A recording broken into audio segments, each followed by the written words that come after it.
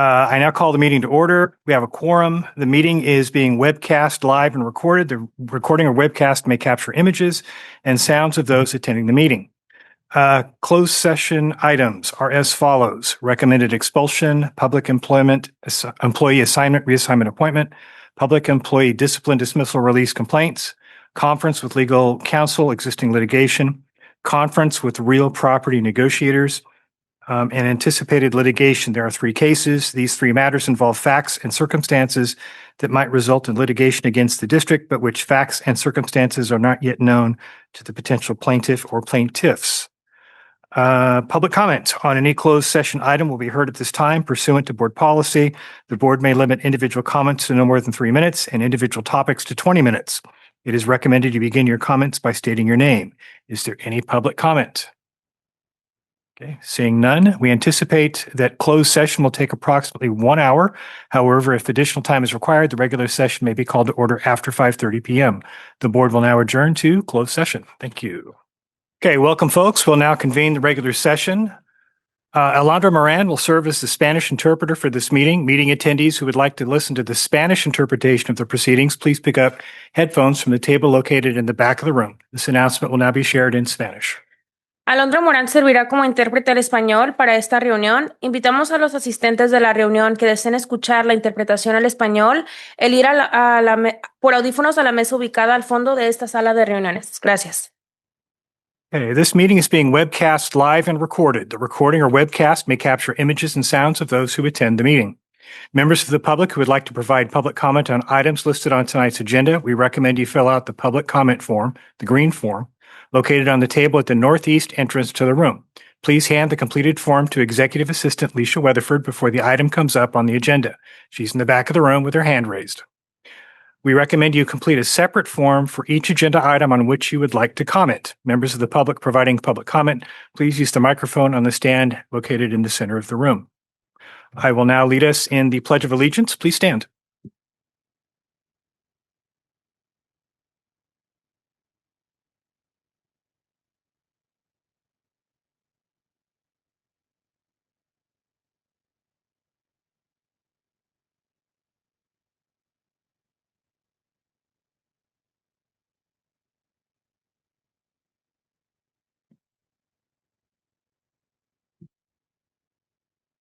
Okay, we have 3 actions that took place in closed session that I need to report out.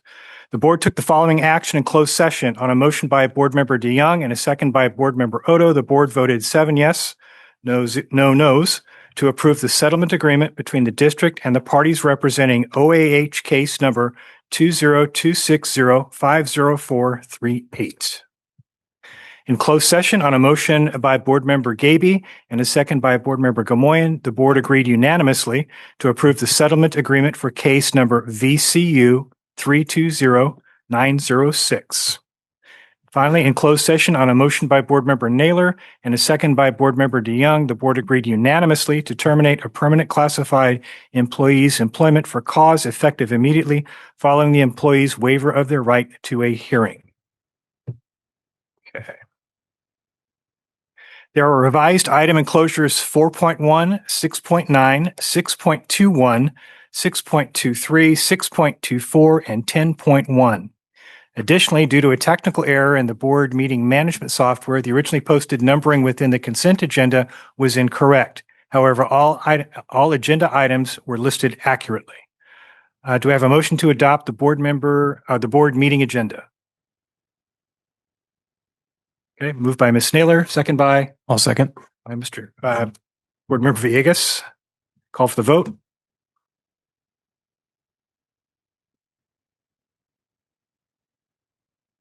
Motion carries 7-0. Got it. Okay, that takes us up to focus on student learning. Topic is Launch Ready Day 1.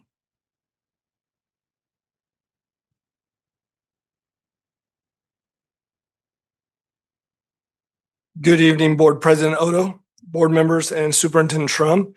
Tonight, I get the opportunity to provide you with updates as we prepare for our launch ready for the beginning of the school year coming up here very soon. Give me just one moment here.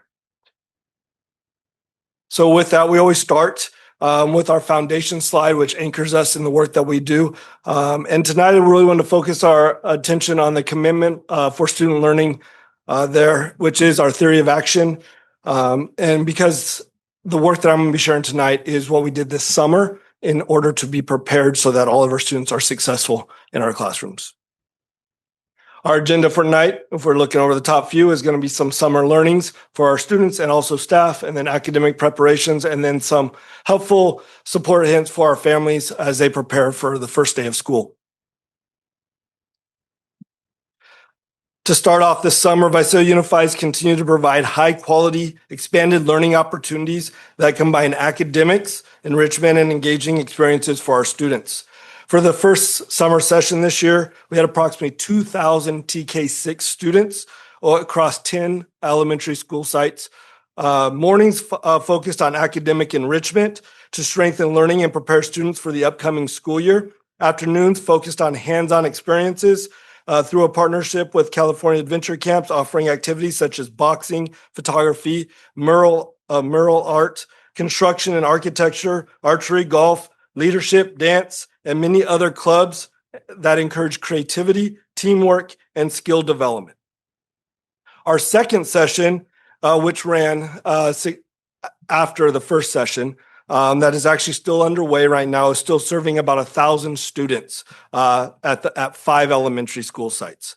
Together, our summer programs will serve approximately 3,000 students, providing safe and engaging environments where students can continue to learning, build relationships, and discover new interests and stay connected to school throughout the entire summer. So just excited about that and creating that environment for students literally for the entire summer all the way up to the start of the school year. Next up, with that, I do want to recognize we also did do a high school summer school. We will be bringing more of that information at the next meeting. So yes, that did happen, but we will bring that at the next one. Next up, staff summer learning. We recently held our annual summer leadership development with our amazing principals and directors led by our cabinet team. We focused on preparing for the start of the school year and effectively launching our 3 big rocks. So our first big rock is assessment strategy, which the focus of this is being clear on what students need to know through aligned benchmarks, assessments, and what they have mastered once they've taken those assessments. Why? Because the second one matters. The second big rock is multi-tiered supports, student supports, ensuring that we have a clear plan for what we do when students need additional support, both if they're needing to accelerate, meaning to catch up, or if they're already ahead and we continue to move them forward. So that's our second big rock and a lot of attention there. Our third big rock is resource management. And the focus here is making sure our resources are strategically managed so that every student has the support they need to be successful. Those are the 3 big rocks you'll hear throughout this school year, and they will be a focus point in all of our meetings and in our developments as we are going to be laser-like focused in these areas. We also, we have an amazing, talented team there, and we're just excited that they are ready to welcome back our staff and students for another great school year that's coming here very shortly. Also, I wanted to share with you, as summer has been maybe a rest for some, but many of our teachers have actually been very busy. We've had over 1,300 participants this summer in training. And we have many more still to come. We still have our new teacher training coming up in the first week in August. And we also have several other developments, math trainings that will be happening here in the next couple of weeks as we get ready for the school year. But a few things that have already happened in those 1,300 trainings that have already happened this summer is English language development for our middle school teachers, Read 180 for elementary teachers, learning foundations in science for pre-K and TK teachers, and then amplified training for our K-6 teachers. Reminder of that, and we'll go into that one in just a moment. Actually, my next slide. So our next slide, something exciting this year is that we have a new math curriculum for TK6. And so we're very excited about that. And with that, we have a lot of prep and preparation to do. So we have provided 2-day trainings to prepare our elementary teachers in Amplify Desmos, our new K-6 math adoption. The first day focused in the training on student supports and the new program, kind of looking at the whole program. But the second day was really focused on lesson planning and backwards mapping using the unit assessments that are provided. Additional training opportunities will be available, and teachers that were unable to attend during the summer will have an opportunity at the beginning of the school year to get that training. For parents, I want to share this. This new curriculum will provide students a more engaging and interactive approach to mathematics. They will explore meaningful problems, collaborate with peers, and assess their own learning and practice both new and previous learned concepts to build lasting understanding. With this, we're not starting at square one because many of our teachers actually piloted this program this past spring, and we've gotten very positive results with that and excited about that work. So Amplified Math Curriculum supplies curriculum and tools needed for our students to engage deeper in the learning and to understand the math concepts that they will need to carry on through middle school and high school. Next up, just a couple of quick things as we're getting close to the start of the school year. To our new families, maybe that are just moving in or just recently moved in. If you haven't registered your student yet for our 26-27 school year, please connect to our website or call your school office. They will be open starting July 27th because there's still time to register, and we're excited to have your student here. We'll be ready for them on that first day of school, which is August 13th. Returning students and families. If you have if you're already registered and you have an email with us, you will receive an email with a unique SNAP code. This is important for you to update your student information. That way we have your updated contact information, and that way we can ensure that you're getting all of the updates, all the information you need so that you can stay on top of what's going on at school.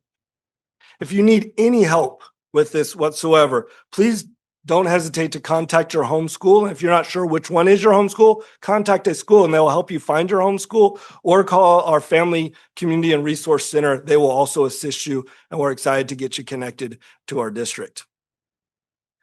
Next up, we have this amazing back to school event. This is our second year. Let's write that. That's something else. We have our back to school summer event on August 8th. Students, families are able to attend to this. This is free of charge. You don't have to RSVP, but students will receive backpacks, school supplies, and other school-related items. Also, if you're there, the root beer float truck will be there. You'll get a root beer float and get all set up and get community resources as well. Last year, we served a little over 700 families, and we're looking forward to do that again this year, if not more. So please come on out. The information's on that flyer right there. You can see that. Next up, something that for families that send their students to school on the bus, right? Sometimes that can be a nerve-wracking thing, or like, hey, I'm not quite sure how that works. This is not a new program, but one I want to share with you. We have an app called Stop Finder, and it's your one-stop shop for all your home to school and school to home information center. Stop Finder is the best way to track your student's bus route. Yes, you can actually get notification on where they're at on their bus route. Set up estimated times of arrival, geographic alerts to stay informed on when the bus is approaching the pickup or the drop-off area. Also, you can communicate directly with the bus routing team for questions about your child's school transportation. Through Stop Finder, you're also able to access the bus schedules for regular days, minimum days, late start schedules. It's all in this one place. So we're excited that if you have this, you can get access to all this information. With this, if you have not signed up for Stop Finder, I encourage you to do so. And August 10th is a very important day. I'd encourage you to get it before August 10th, because August 10th will be the push out of knowing what the exact bus schedule is for your child. That will be all going out August 10th. So please register before that on that Stop Finder. So that way you'll be ready and you'll have the most updated information. Next up, for the past few years, we've developed a district-wide campaign shaped by the voices and input of our student advisory groups. The words come directly from our student leaders, making this campaign truly a student-centered activity. This year, our theme is VUSD Rocks. And you can see we've used a little bit of the rock star theme here. And the three areas of focus that we're leaning in on is learn, connect, and care. You'll see these messages displayed in classrooms throughout our schools, and students that will have the opportunity to learn how they can sign their commitment to the learn, connect, and care every day at school. Those posters go up in the classrooms as we see. Board, you will get that opportunity to sign that at our next board meeting along with our student board reps. So that's why we saved it for that time. Our goal is to empower students to take ownership of their learning, build meaningful connections, and create a caring and supportive school community. And it's not done to them, but it's done with them. So that's what we do each and every year, and excited about that work. Finally, want to get to the communication for the best first day. So some kind of upcoming dates that are coming ahead. Parents, as you're getting ready for school, Monday, July 27th is the official day for school offices to open. Feel free to call, step in there if you need any support or help. On August 1st, you will see a daily information on our social media and in emails to help you with preparing for the best first day. Topics include safety, cell phone use, nutrition, and other items that you can see on that. It's just a way to ramp up and to have good conversations with your students each day as they are preparing. One other suggestion, starting August 1st, as much as you can help it, many of our students will get in, as ourselves included, during the summertime, we'll get into a habit of maybe going to bed really late. This is a great time. Instead of saying, let's try to go to bed 3 hours early, let's try to go to bed 15 minutes early this week or these few days. Let's go another 15 minutes and work them into that schedule. So that way that first day of school is not shocking to get up in the morning. So just encourage that as well. Also on August 6th, we will be hosting our back to school press conference. Parents can tune into our social media for links. The videos will be posted on our social media following the event, and there will be Spanish translations available as that. Again, we would be updating folks on what to prepare for that first day. And then the big day comes, August 13th, where our students will all be coming back to our campuses, and we're excited. We will be ready to serve them and to be dialed in to give them the best first day ever. At this time, that concludes my report. I'll remain for any questions. Okay, any public comment on this item? Any board member comment on this item? Seeing none, thank you, Mr. Thompson. Okay, it brings us to item number 5, general public comment.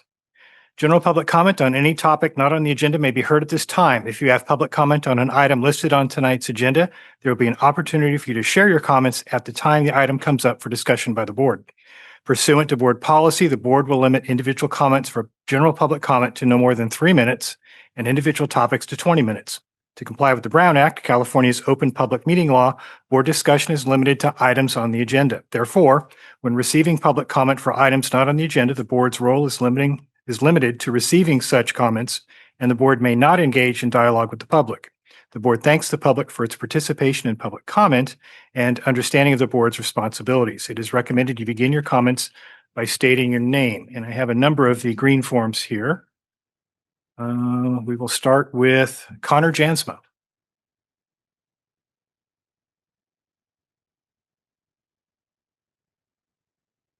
How's everyone doing this evening? It's glad to be back here. I see some familiar faces from back in the day. My name is Connor Jansma, former Mount Whitney alumni, former Mount Whitney president of 2012 and varsity swimmer of 2012. Recently saw a pamphlet on Facebook regarding a tree removal for Mount Whitney for new construction. I'm in no way an environmentalist or tree hugger or anything, but I just want to voice my opposition towards this proposal in removing these trees. As the pamphlet said earlier, they are a big part of Mount Whitney culture for decades, and I would just like to voice my opposition towards removal. And that's all I got to say. Have a good evening. Thank you. Let's see. Linda Martinez. Hello, board members. You might remember me from last month. My name is Linda Martinez, and my son was a victim in that case at Highland. Today, I will mostly be talking about different legislation that has been passed in this country that has to do with cameras in classrooms. I will also mention that it's not all positive. There is a lot of information in here just for you to have this information. I included all the bill numbers for bill numbers. I'm doing some states. Brittany's speaking and she's doing some other states. So I will give you the states that I'm working on. So I will have Florida, Maryland, South Carolina, Tennessee, Indiana, and Georgia. Just as on a personal note, I've lived had all of those except for Maryland and Indiana. So I feel very connected to these lands. I love this nation, and I'm very proud that this legislation is moving forward in other states. And I think that we as a school board and we as Californians need to move this legislation so that we're not falling behind the other states. So initially, Indiana, House Bill 1285. So one of the biggest issues why this was not passed ultimately was due to funding. They felt like there was not enough questions or not enough information to know how much it was going to cost them. And they hadn't really done that kind of research to get this bill passed, so it did fail. And there was also privacy concerns. So a lot of the parents did not want other parents to be able to watch their children. Additionally, they wanted to have a behavioral interventionalist on every campus. And I do think that is a great point. We should probably have a behavioral interventionalist in every school board, because this is someone who, when a kid is having a meltdown or a kid is disrupting the rest of the classroom, that can be removed, taken to where they need to go. And I do know some campuses have that, but not every campus has that. And I do think that would be a great step for us moving forward. And also, a lot of the teachers, in Indiana also opposed this because they felt like it was unfair to scrutinize special education teachers and be watching them a lot, but not have the same scrutinization, I think that's the right word, over the rest of the teachers. And then moving on to Maryland, the Senate Bill 51. So in December of 2025, they installed cameras for a pilot program, but I was not able to find any information that's the data from that pilot program, but that was just from this past December, and it ran to the last of the school year. And those cameras only record video. They do not record audio. And they also, before they ran this pilot program, they negotiated with 3 different teacher unions in that area that were associated with this issue. And again, I do understand that there is a privacy concern from the teacher's standpoint. And I know that we have labor unions and teachers unions here. So maybe they need to be brought in on this so that we can all have all the information that we need so that we can have the best course of action for our students here in California. All right, moving on to South Carolina. This is the state I was born in. House Bill 4725. So they have cameras and audio recordings. Oh, I'm already at time. Well, I didn't get to the rest, but the Florida, and it's great. So Florida, I do want to mention, Florida had a pilot program, and the cost of that program for 3 years was $775,000. So just so you have some cost information. Thank you for listening to me. Have a great day. Thank you. Next up, Brittany Camacho.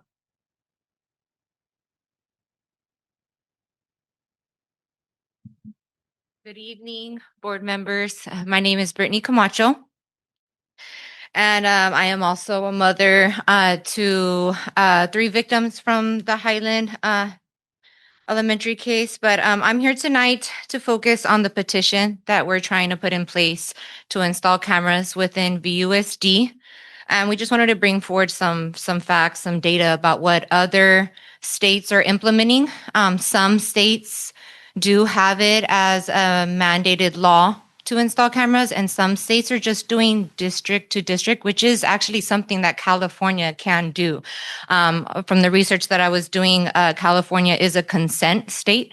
So what we would have to do is a district to district policies, and it would just be based off what you would allow. So it could be tailor-made to whatever it is that you would like to implement with the cameras. And there are 12 states that I know of that do implement cameras in self-contained special needs classrooms. And the 6 that I was going to be focusing on were supposed to be Texas, Louisiana, West Virginia, Alabama, Ohio, and Iowa. And I know that there's a 3-minute rule. So I just wanted to kind of share with you what Ohio and Iowa are doing, because those 2 specifically, it's not a mandated state law to have that. So that's something that we would be dealing with in California with it not being a state law. So in in Ohio, it is district to district. There is no statewide mandate regarding requiring video cameras in self-contained classrooms. Instead, the implementation of surveillance and recording is governed by local school board policies. Some Ohio school districts choose to install them for transparency and safety, and others just don't. So it's a choice. Consent and privacy. Because classrooms are considered public spaces in Ohio, there is typically no legal expectation of privacy. This allows school districts to install security and safety cameras without violating privacy statutes, provided the equipment is not placed in areas like restrooms and changing areas. Local discretion. Individual school boards retain the authority to vote on and adopt their own camera policies. And in Iowa, it's proposed legislation such as House File 2218 and House File 2681. They have pushed to mandate video surveillance cameras. However, they are not yet established. So currently, requirements established laws making requirements dependent on individual school district policies. This is what we would be doing. Regulations vary significantly depending on the district. In conclusion, the push for classroom video systems is in fact doable. Like Iowa and Ohio, California is a consent state.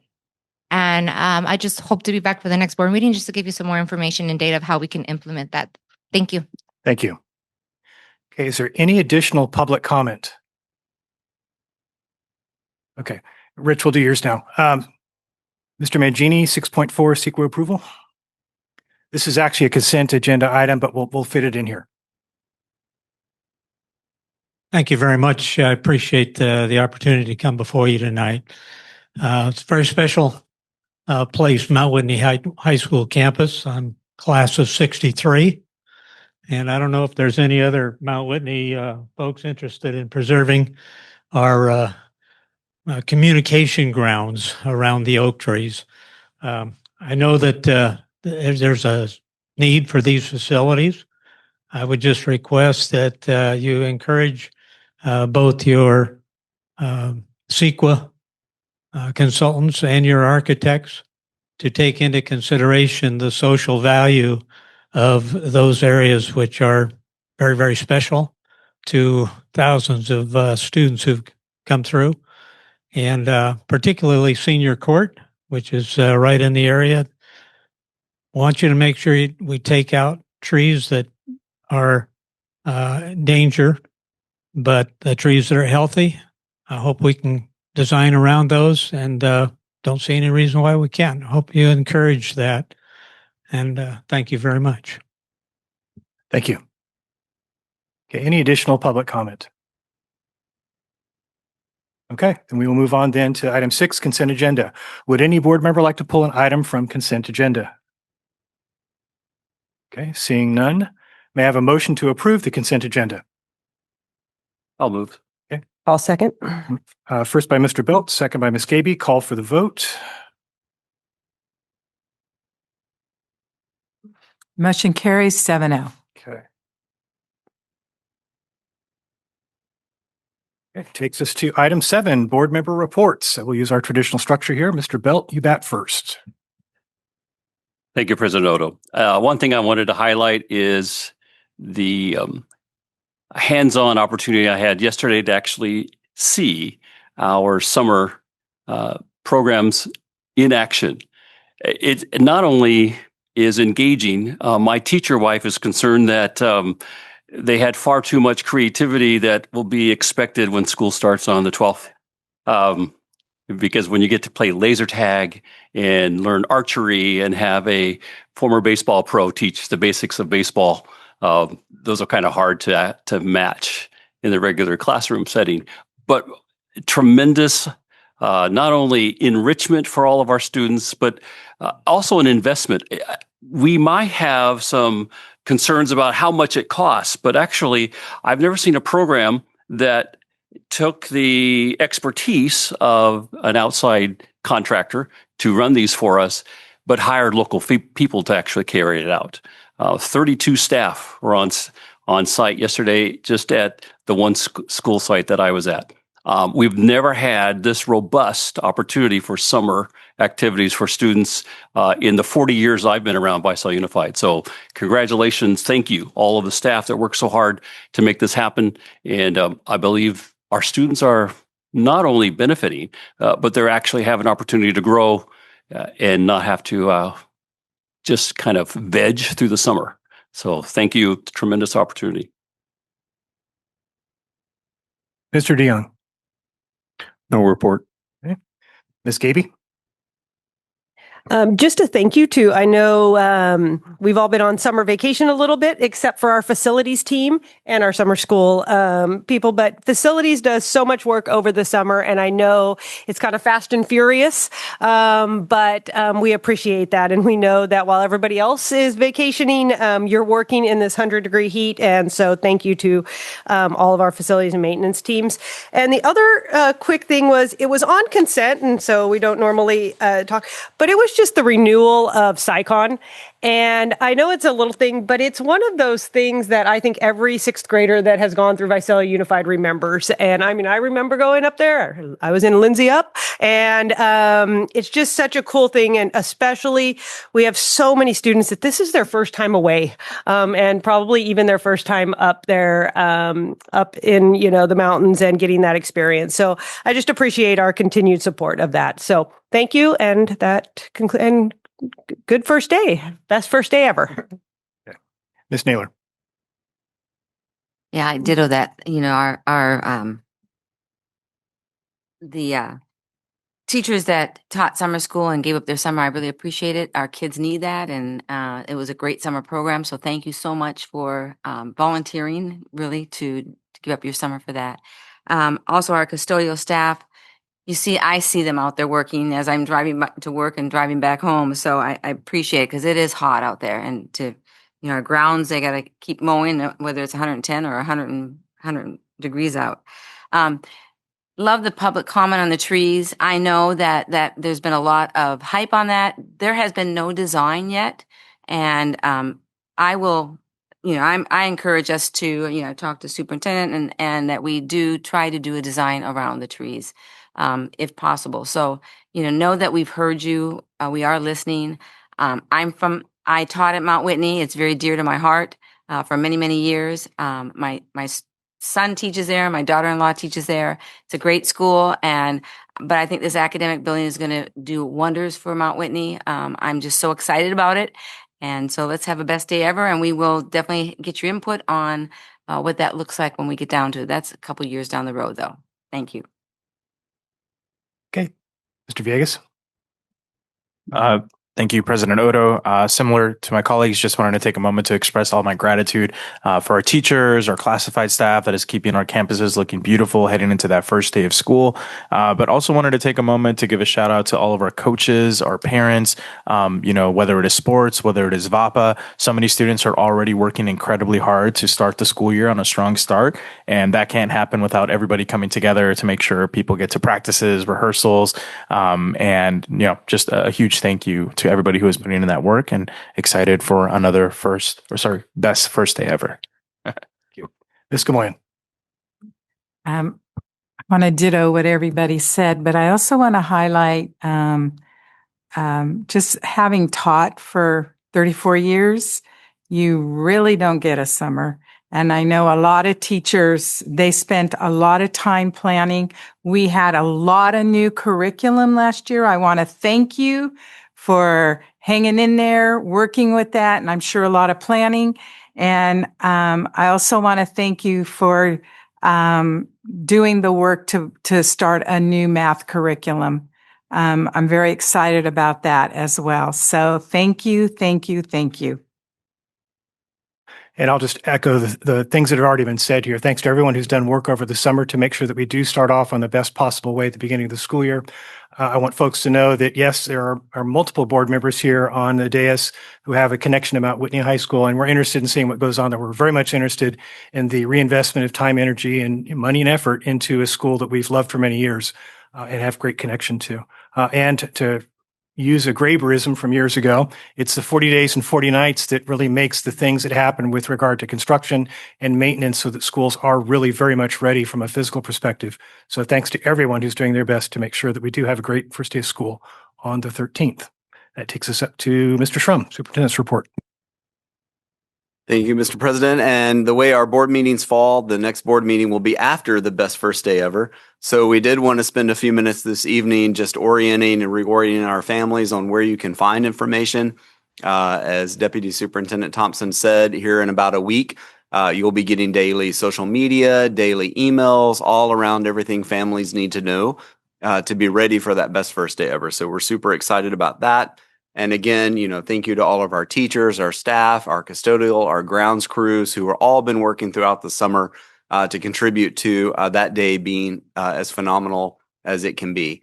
And I do also want to mention, learning doesn't stop over the summer here. The activities that you saw and in our August board report, we'll bring more of the work that happened over the summer. We still have about 3 weeks, I think, before students do return. So a lot's still happening, but this is, I would, to Trustee Belt's comments, some of the best summer programming I think we've had in a long time with our summer camps. And it's not just learning archery, it's about the skills and the character that it takes to be part of a team and to learn those things. And so just really appreciate our teachers, our staff, and everyone that's thousands of students in this community that are engaged over the summer and are learning skills that will help them in life. So really proud of the work of our team over the summer and looking forward to the 26-27 school year being phenomenal and a great school year as we continue to advance the work of our strategic plan to make sure every student is learning every day. So welcome back here pretty soon in the next few days to our new teachers, our staff, and we're ready to rock the 26-27 year. So I'll turn it back over to Mr. President. Okay, item 9.1, recommended expulsions. May I have a motion to approve the recommended expulsions? I'll motion. Okay, I'll second. and Mr. Belt will second. Call for the vote.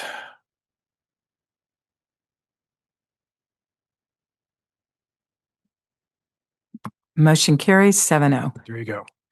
10.1, long-range facilities plan resolution to order an election for a school board measure on November 3rd, 2026. Our presenter is Chief Business Officer Nathan Hernandez. Good evening, President Odo, members of the board, and Superintendent Shrum. So tonight is really the culmination of 3 years, almost 4 years of planning that has happened in our district through facility assessments, financial analysis, and community engagement. This evening, we're asking the board to consider a resolution ordering an election that would allow our community to decide whether to invest the next generation of VUSD schools. But before we go into the resolution, I'm going to do a little bit of history to talk about where we've been. None of the slides that you're going to see tonight, with the exception of the resolution, are new. They've been presented across our many community meetings. They've been presented at our board meetings and at our board workshops. Everything that we've done has been grounded within our strategic plan and our facilities master plan. Our responsibility is to ensure every student has access to safe, modern learning environments that support student achievement not only today, but for decades to come. The recommendation tonight reflects this long-term commitment. And you see that in our core beliefs and commitments. Our learning environment should be safe, supportive, and innovative. So we're going to go through this long-range planning process that we've been through over these last 3 years. We'll look at the facilities master plan and the assessment again. We'll talk through the community feedback that we've received, and then we'll look at the actual language from the resolution. Our work has been guided by these guiding principles, and you see there at the top, focusing on efficiency, making sure that we're balancing our enrollment and we're utilizing our sites effectively. And then grounded there at the bottom in being fiscally responsible, ensuring that the investments that we make align with the future needs of our district. We also committed to planning for continued community growth. So primarily that was in Northwest Visalia, where we have a new school being developed. And we also see that growth in the Southeast, prioritizing modernization of our current campuses, and then addressing our critical infrastructure needs and replacing systems before they become an emergency. And then, of course, doing that responsibly, my favorite, and being fiscally responsible. So last year, the board approved the short-term actions. These included strategic boundary adjustments, opening attendance areas to better utilize our existing schools, planning a new elementary school, which we just shared, and targeted classroom additions, and that was at Ridgeview. These actions address the immediate enrollment challenges that we had, especially in Northwest Visalia, and positioned us well for the next few years within our elementary and middle schools. This year, the board also approved long-term actions, and so we looked at data. We looked at the enrollment trend in our elementary schools. We've seen in the last 4 years and projected that forward. And we looked at how that's going to impact in our high school 10 years from today. Rather than building a new comprehensive high school, we chose to invest in our existing high schools and balancing our enrollment across those high schools. And that includes adding classrooms where capacity is needed. That includes at Mount Whitney High School. So thank you for the alum that are here today. That also includes modernization at Mount Whitney, as well as some additional or some specialized academic programming at that site. And then we will get to balancing our enrollment once we have the space and the capacity that we need there so that all 4 of our high schools are balanced. This approach allows us to maximize the investments we've already made and preparing again for that future enrollment trend.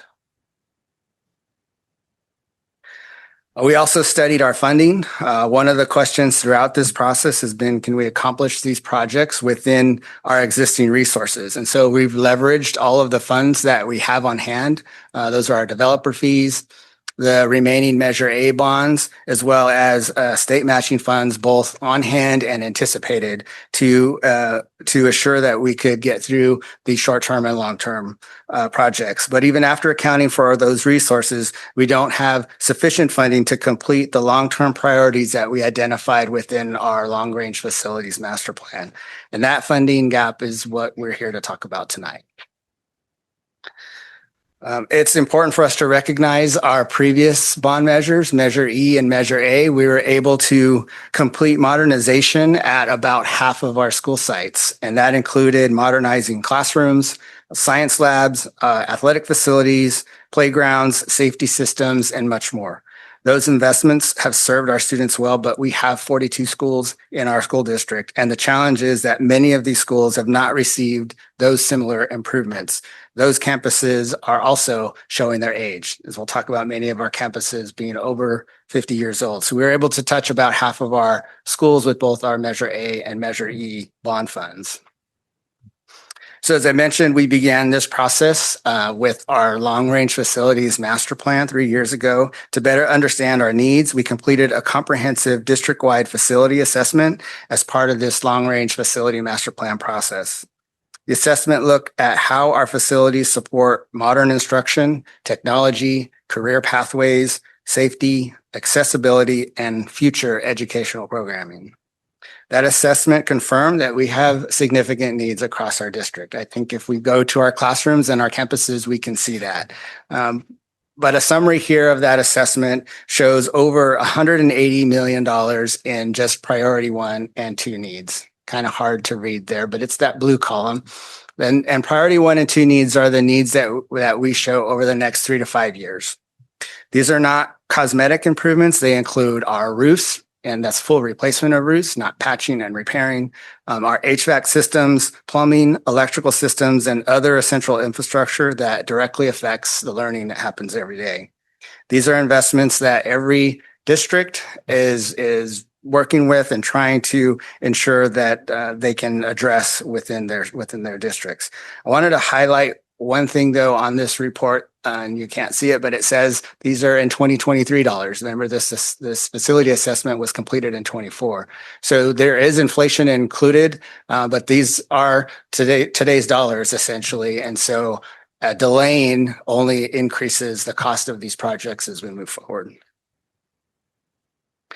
So our focus with that assessment is on modernization, and we receive feedback from our community, from our schools, from our principals here, and 3 priorities emerged. First, replacing roofs. We had over 380 roof leaks in 24-25.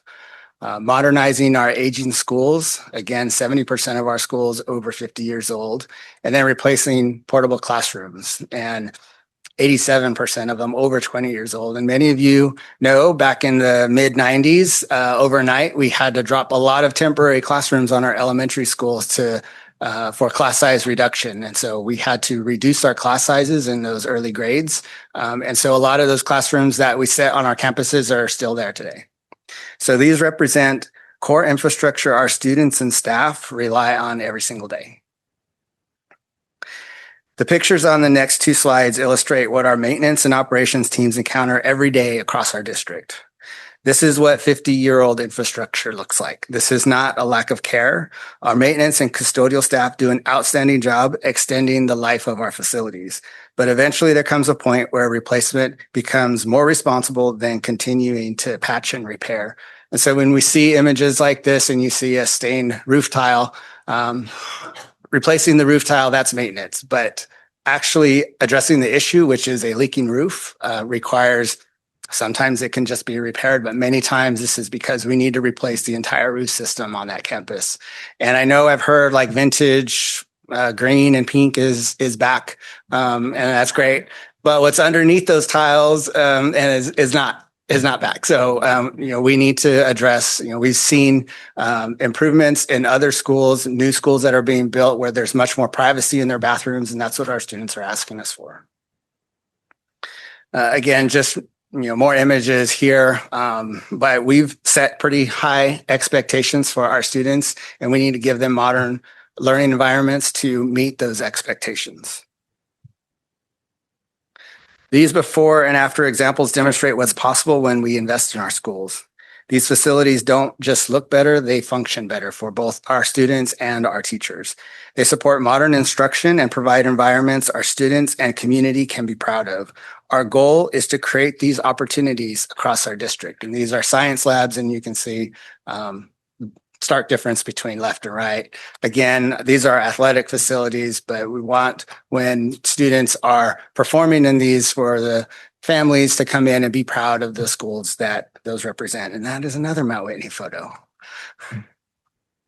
Throughout this process, transparency and communication have been our highest priorities. Over the past 2 years, we've conducted 13 community meetings, maintained an active public website, utilized our services through Thought Exchange to collect feedback, surveys, online workshops, and numerous board conversations, board meetings, and board workshops. Thousands of community members have participated, and the recommendation we're bringing you tonight reflects our extensive public engagement.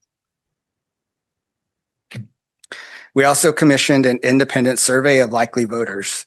The highest priority identified by respondents was maintaining the quality of education in our local schools. And you can see that at the top there, 94% were either found it extremely important or very important.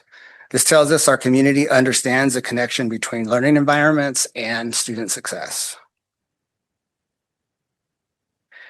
The survey also tested an initial ballot concept. And while tonight is not about campaigning, the survey provided useful information regarding community priorities and whether the proposed investment aligned with those priorities. The results gave our team confidence that this proposal reflects what our community told us was most important. Perhaps most importantly, the survey confirmed that the community's highest priorities closely mirrored our facility assessment. What you see on this list is aging schools, roofs, HVAC, plumbing, and safe learning environments. This is encouraging because it demonstrates the strong alignment between the identified facility needs as well as our community's expectations. Based on what we've learned, the proposed project list focuses on 4 long-term priorities: modernizing aging schools, replacing our aging portables, improving safety and security, and preparing students for the future. These priorities were shaped by facility data, educational needs, as well as our community input. So this is the ballot measure. The resolution before the board includes the official ballot language that voters would consider in November. This is what will be on the ballot in November should the board choose to move forward tonight. It also includes required accountability measures, including independent financial audits, a citizens oversight committee, and restrictions requiring all bond proceeds remain locally controlled and used only for voter approved projects. So you see there in the middle, the measure would authorize $158 million in bonds. And that is, you remember, our priority 1 and 2 needs total about 182 million. It's a little less than that, but we expect that with state matching funds, we would be able to complete all of those projects, including more with the state matching monies. The 4 cents per $100 of assessed value equates out to about $40 per 100,000. On average, the assessed value of a home in Visalia is less than 300,000. So rounding that would be about $120 a year, about $10 a month for those who have escrow accounts on their mortgage. That's the commitment we're asking from the community with this bond. As I mentioned, it also has the taxpayer investment protections. One of the responsibilities we take most seriously is protecting the investment our community has already made in our schools. Through refinancing prior bond issuances, we've shortened the repayment cycle, saved taxpayers almost $157 million in debt service when compared to the original bond plans that were brought forward to the board when they took actions. Those savings reflect our commitment to fiscal stewardship. Should voters approve this measure, the same commitment would continue through independent audits, the Citizens Oversight Committee, and strict legal requirements that every dollar be spent only on voter-approved facility improvements. So the timeline tonight represents the final step in the board's planning process. If the resolution is approved, it will be filed with the county elections office on Monday. Statutory deadline is August 7th, but we would file this as early as Monday. The county would like the additional time elections office to process. Between now and November, the district's role will be continuing to provide factual information regarding the identified facility needs and our proposed project list. Ultimately, the decision would belong with the voters there on November 3rd. Over the past 3 years, you've guided a thoughtful planning process grounded in data, financial stewardship, and extensive community engagement. And tonight's recommendation asks that the community have the opportunity to decide whether to invest in the future of Visalia schools. And with that, I'll turn it over to Superintendent Schramm. Thank you, Mr. Hernandez, for your presentation and for sharing this important information. I want to thank our staff, our students, our families, community members who over the past several years have shared their input through facilities planning meetings, online surveys, student advisory groups, and transparent conversations. And as shared tonight, after reviewing this information, one message has remained consistent. Our community values safe and modern learning environments for all students. It is about the classrooms. It is about technology. It is about replacing portables. I know we had a picture of a bathroom up there, but how many of you have students who have said something about the bathrooms in our sites? Maybe that has to do with some of our classrooms and bathrooms were the same one used by their parents and their parents when the school was built. We have amazing teams, custodial facility, amazing parents and students. But when over 70% of your buildings are over 50 years old, routine maintenance just doesn't cut it anymore. It takes that investment to modernize and to change the facility, from the classrooms to the bathrooms to the fields to the infrastructure that we don't see. But teaching in a classroom where there's a roof leak or the air conditioning is not working is challenging to learn in that environment. And so this is more than about buildings. It's about providing every student, regardless of the school they attend, a high quality education, because when they succeed, our community succeeds. So I appreciate the board for considering this information and for your willingness to allow our community to have a voice. I look forward to continuing to engage with our community as we work together to plan for the future of our schools and ensure that every student has access to the learning environment they deserve. Thank you, Mr. Hernandez, and we'll turn it back over to President Odo. Okay, so we do have public comment on this item, and I'll open up further if there is more out there. First up, Carlin Lambert.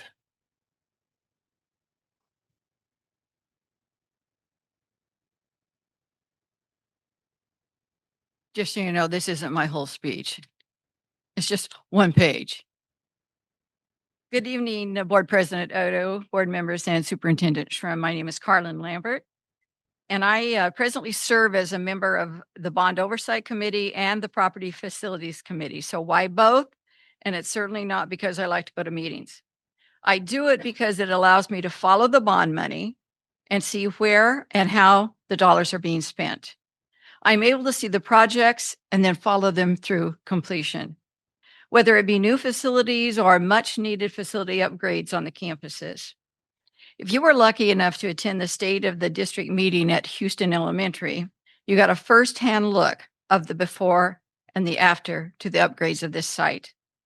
The projects involved at just this site, they're all well done, but this specifically I have a heart for Houston School, and the students and staffs deserve this.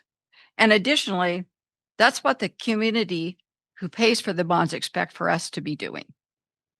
I was pleased to see, and I know that the board has received a copy of the outside auditor report on the bond measures, and to see that it was a clean audit with no exceptions. This is also what the community expects. For both of the communities, staff provided quality information about projects completed, those in process, those that are projected. Staff should really be commended on their transparency and their ability to answer questions from community members on the committees, plus their financial sense to be able to multi-fund projects where appropriate. So I'll show you just the handout that I get. This is the last bond oversight. And on the very last pages that will fold out to 5,000 miles here, you will see a copy of every school, every amount that's been paid, and what's been done. And that's what you expect to see with transparency. So that was our last bond oversight meeting. Now, many of you know that I was part of an earlier administration whose mantra was, the schools should be the jewels of their community, and every student deserves a quality education. I appreciate that this remains a priority for this board and this administration.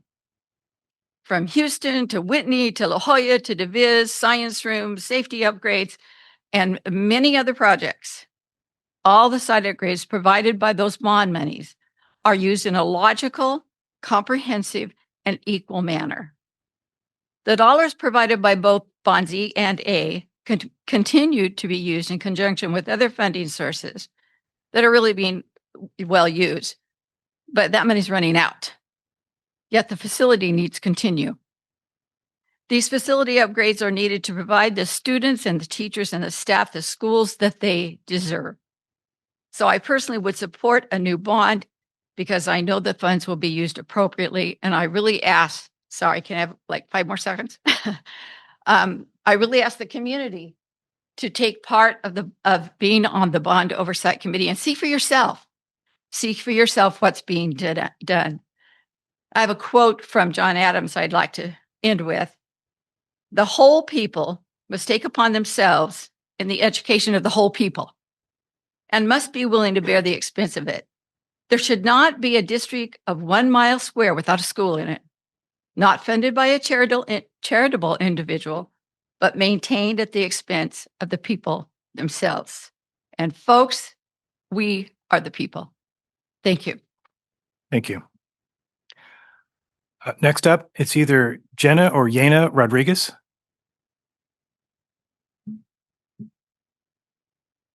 Good evening, President Odo, board members, and superintendent. My name is Jenna Rodriguez, CEO of the Visalia Chamber. On behalf of the Visalia Chamber, we want to recognize Visalia Unified School District as a valued and long-standing community partner. We appreciate our collaborative relationship and the district's ongoing commitment to preparing the next generation of leaders and workforce. We are here today to express our support to place this measure before the community for consideration. The Chamber recognizes that strong educational outcomes are essential to the long-term economic success of our community. We support investment in modern facilities, technology, and workforce training spaces that prepare our students for today's careers and tomorrow's opportunities. Providing voters the opportunity to consider this measure reflects the importance of investing in our students, our future workforce, and the continued strength of our community. We appreciate the board's leadership, and we look forward to continuing our collaborative relationship. Thank you. Thank you. Patrick Hemphill.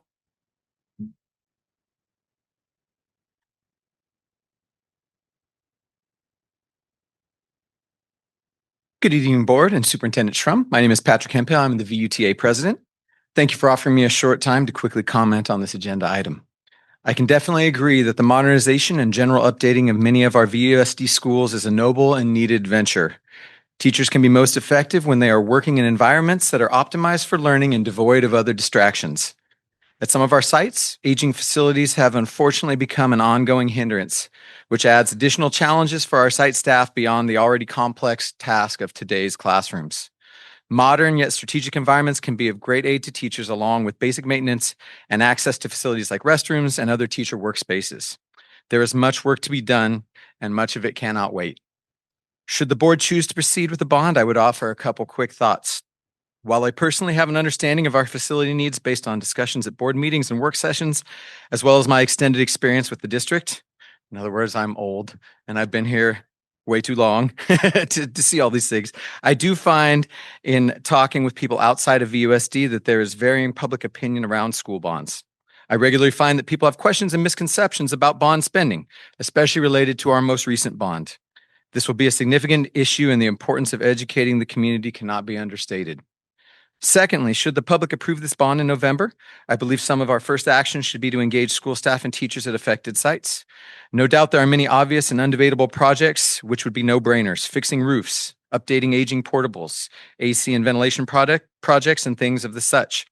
However, it would be a travesty to not guide your plans through the eyes of site staff who work at these facilities daily. Things such as restroom access, classroom functionality, and access to site resources are things that may be overlooked in a district-wide facilities survey, but may be some of the most essential needs to our teachers and our site staff. A redesign may seem brilliant in the eyes of an architect, engineer, or technologist, but may actually make life harder for those who use those resources. Please make sure teachers and site staff are given the opportunity to weigh in robustly, should we be blessed enough that the community entrusts us with these financial resources in November. Thank you. Thank you. Harold E. Myers, and he's requested to speak from the podium tonight. I've asked Nathan to share this little podium with me because I have to spread out. And so I appreciate being here, and thank you to the board and to President Shrum and the staff. My voice is going a little bit. My usual robust voice is slipping, so you'll have to pardon me on that.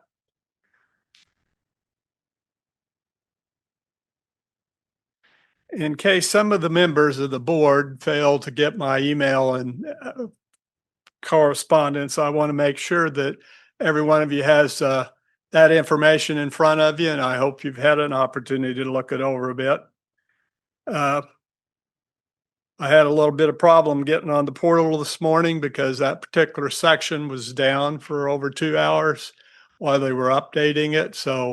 But I did manage to get that information thanks to some helpful staff, and I appreciated that.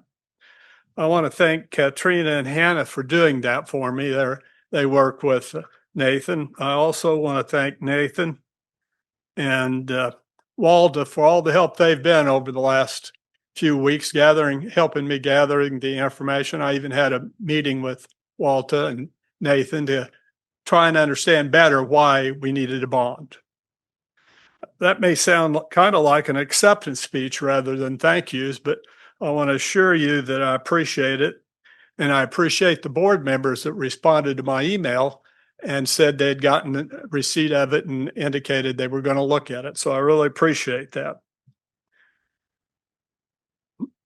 To refresh everybody's memory and just hit a few top items on this, I focused on lack of transparency in this. We had 3 meetings of, I went to 3 meetings of the visions for 360, not one mention of bond in any of those meetings. And I thought I was getting an education. Apparently, the bond wasn't important enough to discuss at any of those meetings, though the meetings were held all over the community. That is a lack of transparency, and I've heard board members stress on multiple occasions from this room, transparency comes first. Misuse of deferred maintenance. I have a different opinion on the maintenance problems, in particular the bathrooms. Every bathroom is ADA approved. Why they may not be very attractive unless the rules have changed. I've never seen any students educated by teachers in the bathroom. So it's an unnecessary expense and could be a huge price tag. Nobody mentioned the price tag on that. As far as the other maintenance issues, I'm involved in real estate. I'm a member of the board of a fairly large complex of HOA. Our last meeting was talking about how we were going to pay for new siding for those buildings 10 years from now. So planning for that is very important, and doing regular maintenance is very important. And I know a lot of 50, 60, 70, 80-year buildings, even 100-year buildings that have very good maintenance. Am I done already? Well, I should have sent more information. In addition to that, to the board, I sent some questions that I'd like the board to ask because I knew I wouldn't have time to finish this presentation. And in fact, the short 3 minutes, I have several more things to say, but I appreciate it and will respect the rules. The board has in their hands some of the questions I was going to ask, so I appreciate some involvement there. Thank you. And we did receive the packets from staff here tonight. Thank you. Is there any? Go ahead. I want to comment on Superintendent Shrum. I think he's did a really good job. And I think he's the biggest hitter in the administration. And he's hit a lot of home runs. And I credit him a lot of base hits. But he hit a foul ball and he struck out on the bond deal. And that's no reflection on him. It's up to the board to decide whether he struck out. I'm the umpire in my own game, but I need 4 votes. No reflection on him for turning this down. But I know there's other solutions. $158 million translates into $330 million payback. And that's way too much money. Thank you very much. Is there any other public comment on this topic? Okay, seeing none, we'll open up to board member comment. You want to go? Yeah. Oh, sure. Mr. Vegas. Thank you, President Odo. I want to thank staff for all their continued efforts in hosting, public meetings over the course of the last year, soliciting feedback, and really just for all the work that has gone into what we'll be voting on tonight. And I want to reiterate that this is about more than just bathrooms, and this is about more than just investments into facilities or infrastructure. This is about investment in our students and our community, and whether or not our schools, our facilities reflect the excellence in education that we want to push for across this community. And I'm deeply appreciative of the fact that, as mentioned earlier, our custodial staff does an amazing job with what they have. But I also believe that this is an opportunity for our community to decide on this measure, right? And they deserve that opportunity to have a vote of confidence or of not confidence if they decide to vote against this. But I believe in democracy, just as people have expressed different opinions tonight. People should have that opportunity to express their opinion on the ballot this November. And as I was reminded of one of the quotes earlier presented around education, I thought of another quote that I'd like to share before I close, which is, quote, "A society grows great when old men plant trees whose shade they know they shall never sit in." Thank you. Who's next? Mr. Belt? Yes, thank you, President Odo. I too appreciate that none of us who are homeowners would let our bathrooms go without any upgrades for 50 years.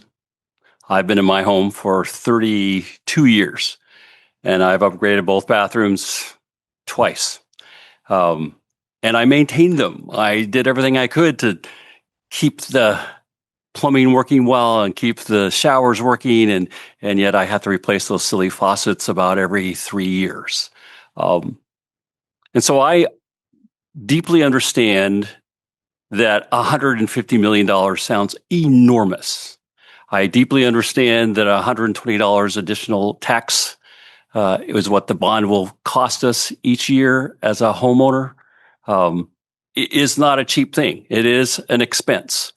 But just like we would never ignore the things that we have to do in our home, we cannot afford to ignore the things that we need to do at Visalia Unified. I appreciate all the different views of how to look at what could be done, how could be done cheaper or less, or put it off. I'm concerned that kicking the can down the road has already caused some problems. We have the statistics that we really could use about $780 million to keep all of our facilities in good shape. That's not going to happen unless somehow we can come up with close to $1 billion. And so we're not even looking at redoing everything. We're doing what needs to be done. And I appreciate how we have very frugally used the last bond measure monies effectively, but also with a lot of oversight and accountability. As a matter of fact, I appreciate too your expertise, Mr. Hernandez, in helping to not only save the taxpayers' money, but actually shorten the, what do we call that, the liability of the interest and so forth repaid. And so with that kind of approach, it's not just no one's money. It is all of our money. It is how we're going to do it the best way possible and do it with savings in mind, as well as we're not talking about gold-plated appliances or lavish. We're not talking about crystal buildings. We're talking about functional, useful, helpful facilities that will be able to have the best for our students and the best for our educators. And I will echo what Dr. Villegas just said, and that is, let's have the community decide. It's not going to be up to the 7 of us. It's up to the community. Do you want to do this or not? It's on the ballot, or will be on the ballot, or can be. That's democracy. That's people weighing in. I would echo what we've heard. We want, as we have, made as much transparency as possible so that the numbers aren't just shock and not just like, what? Is that what? No, it's real. It's honest. And I hope it's going to be very thorough and complete. Okay. Mr. Vegas. Oh, sorry. I'll defer to Trustee Gamoyan first. Okay. I just want to thank, first of all, how fiscally responsible we have been. But I want to make some clarification from your presentation so people understand. For instance, when there's a roof leak in the district, we fix it, correct? Yes. And then it comes to the point where fixing and patching become less efficient and less cost effective. So then a roof's going to have to be replaced. Is that correct? Yeah. All of our systems have a useful life. And so our goal is that we replace these systems when they reach the end of their useful life. But for example, like a roof, we can patch it and continue to patch it. But eventually it does need to be replaced. Okay. And then also, could you distinguish the difference between routine maintenance and modernization? Sure. So routine maintenance, when we showed the images of the ceiling tile, is replacing ceiling tiles, replacing light bulbs. Modernization is when we replace the whole fixture with LED lights, or we replace flooring with replace the carpet with polished concrete, or replace wall finishes with the new wall finishes, projectors with TVs and monitors. That's modernization. Okay, thank you. I've been thinking long and hard about this, as you know. And, one of our core values, our third core value, is safe and innovative learning environments. So I think this is going to be really important. I think it's going to be important to let the community decide on whether or not they want to invest in our schools this way.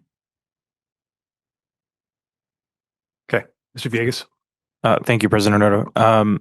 Nathan, I wanted to ask you because if I'm correct, one of our previous bonds, our finance team was able to refinance once there were lower rates, resulting in a savings of approximately how many $1 million for taxpayers? Between both of the bonds, we've saved over or close to 157 million.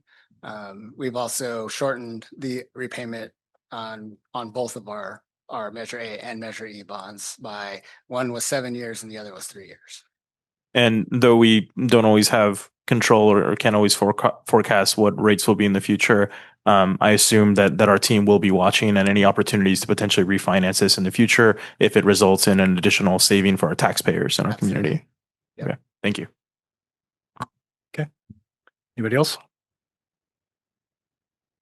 Ms. Naylor. I just want to thank public comment because, we do need to hear from our public, and thank you for taking the time to come in here tonight. But I'm going to kind of reiterate what the trustees have already said. Let's give our community the opportunity to decide.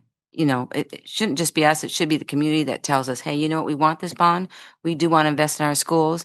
And that way we will have a decision, whether it be yes or no, but we'll know what our community really wants. Anybody else? Okay, I get the last word. So appreciate the input from the board here, the work of the staff to get to this point. Personally, I am in favor of the bond, even knowing that it will cost me money to do so. I'm in favor, even though I know that there's a large portion of our community, probably not the majority, but a large group that don't like being taxed. And I understand that completely. That's part of kind of the way we are as Americans. Show us what we're going to receive for the money that we give you because the money is hard earned. I have long believed as a member of the district, work for the district in leadership, that what we need in the district is a more mature way to ensure that the facilities that we have are taken care of. We do a good job with that. Most of us live in homes that are 20, 25, 30 or so years old. Some of our schools are far, far beyond that. I was at Crowley earlier this year, and that's a 75 or 76-year-old school. It's in good shape, but it requires much more work to keep it in that shape than a newer school does. So with all of that being said and in mind, the fact is that we need to have a stronger, longer reaching look at funding to make sure that the facilities for the schools that our kids go to comes to us when we need it and not in extremis. We don't wait for the emergency to occur to have good things for the kids in our community. And this is a strong step in that direction. And I know that from many school administrations, going back to when Mrs. Lambert was with us and earlier, it's been an ongoing concern. How can we get the community to support us? We do that through being good with money, fiscally sound, working to the advantage of the community to save money where we can, and making sure that we're monitoring to do what we said we were going to do. There's a level of trust involved in this. We repay the investment of the community with trust. And I'm hoping that we can get this measure through the community to do exactly what we said we're going to do, modernize the schools, and to further reinforce the fact that, yes, you can trust us to do what we say we will do. We're good stewards of your money, even though none of us up here, none of you out there really like being taxed, even though it's for a good end. Okay, any further public comment or further comment on this topic? Okay, I will call for a motion on this. Anybody for a motion? Moved by Ms. Naylor. I will second it. Call for the vote.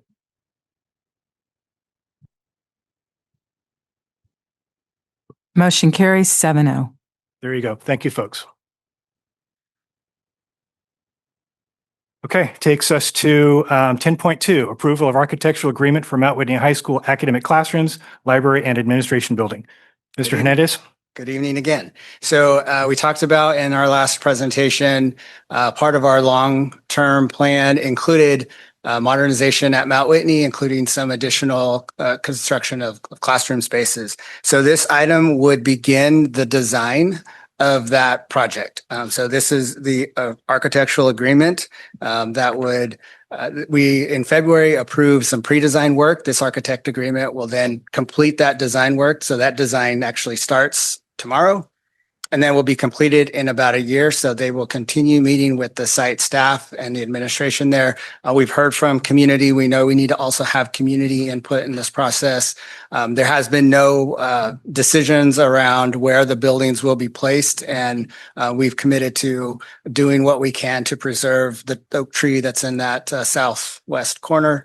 And so we're asking for board approval so we can continue moving forward with the design process. Okay, is there any public comment on this item?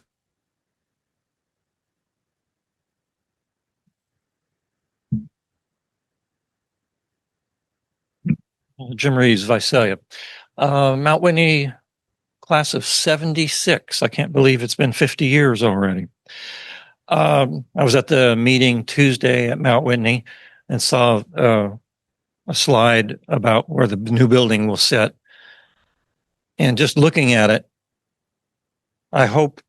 first of all, I hope that we preserve the trees. I'm figuring that the ones closest to the current administration building, excuse me, probably won't be able to survive the construction. But I really hope that the big one, the primary tree, can be preserved. If we can, move the building footprint to the east, or it doesn't even have to sit straight on the lot. We can set it cockeyed so that that corner is protected.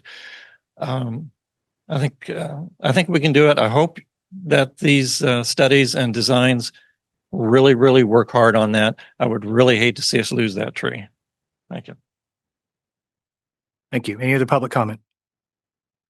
Board member comment? Ms. Naylor. Just real quick, I know that you said in your presentation that you're meeting with site staff and community, so I appreciate that because I think that the more we get involvement with especially the staff and the community on what this looks like, it'll be the benefit of everybody. So thank you so much. I appreciate the meeting that you had on the 21st to get input from staff also. Any further, Mr. Belt? One question, Mr. Hernandez, you said this will take a year? The design process is about a year. Yeah. Not the building. Just kills me that things take that much longer, but okay. I just wanted to clarify that. Okay. Anybody else? Okay, I will call for the motion. First by Ms. Moyen, second by Ms. Naylor. Call for the vote.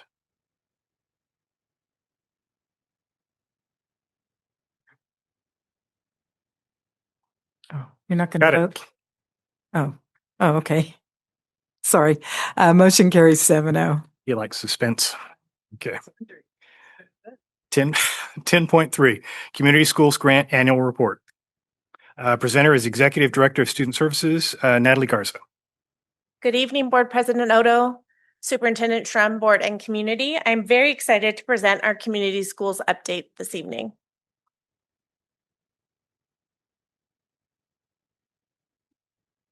We believe all students can achieve at high levels and demonstrate continuous growth. Guided by this belief, we are committed to ensuring that every student is learning every day. Tonight, I will highlight how strong family and community partnerships support student success through our Community Schools initiative.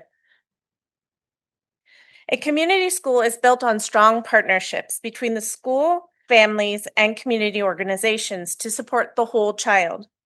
By integrating academics, student supports, family services, and community resources, community schools strengthen student learning, empower families, and contribute to healthier school communities. Through collaborative advisory councils made up of administrators, teachers, support staff, families, and community partners, each school identifies its unique priorities and develops strategies to meet the needs of its students and families. This work has expanded across access to wellness, mental health, academic and family support services, implemented targeted efforts to reduce chronic absenteeism and keep students engaged in school, strengthened family partnerships through innovative engagement opportunities, and increased mental health services across all 7 community school campuses. The community school framework is grounded in 4 pillars: integrated student supports, expanded learning opportunities, active family and community engagement, and collaborative leadership.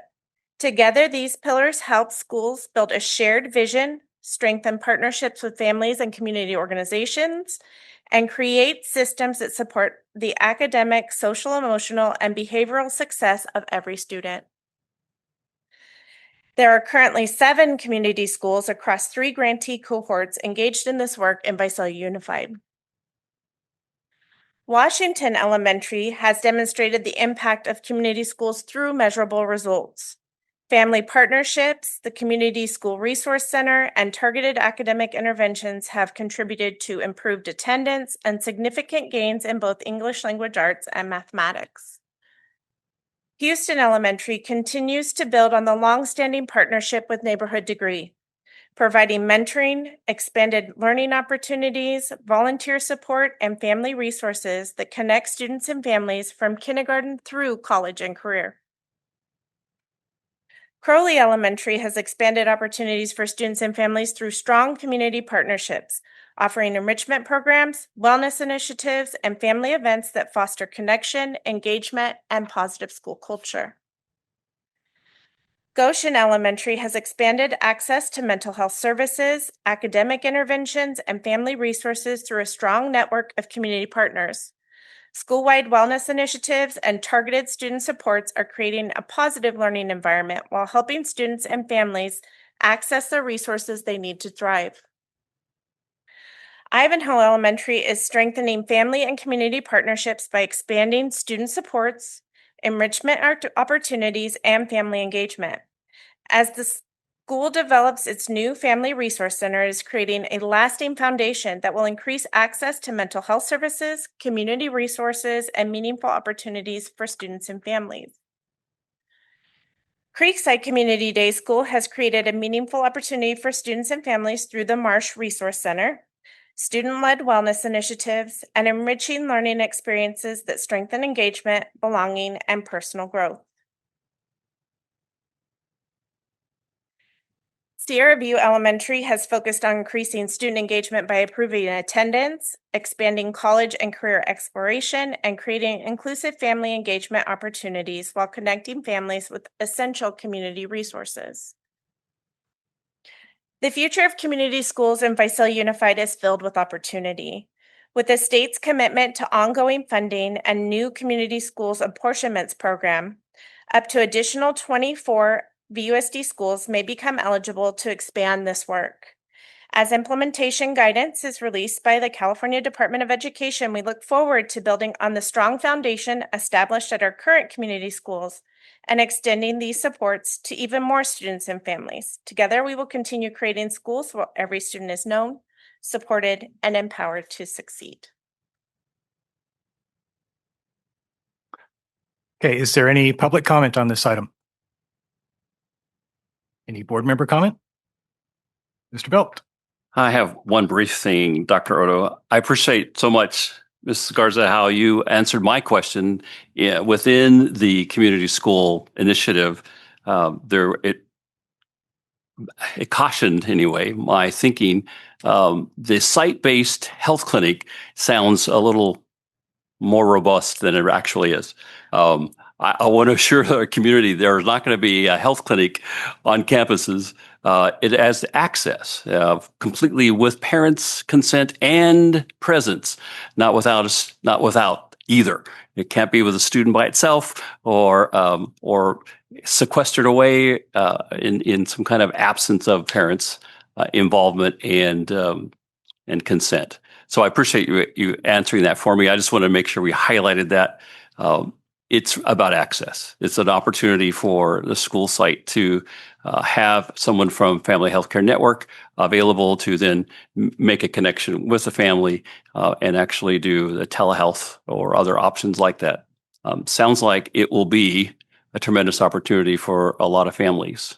Am I clear on that? Yep, you stated it very clearly. Thank you. Ms. Goyne? I retract that. Any further board member comment? Okay, thank you. This is a non-action item. It takes us up to 11.16, the warrant list. I will make the motion to approve the warrant list from May 30, 2026 to June 26, 2026. I'll We have a second. Ms. Gamoyen seconds. Call for the vote. Can we make sure it's 10.4, right? Not 11 point. 11.16? 10.4. It is I'm sorry. 10 point. So, Yeah. I just want to make I sure got before we vote. an old whatever. There you go. Yeah. I stand corrected. So on 10.4, Yeah. I make the motion. Ms. Gamoyen makes the second. Call for the vote. Motion carries. 6. Oh, that's right. 6 yes, 1 abstention. Okay. And that concludes our meeting. Thank you, folks.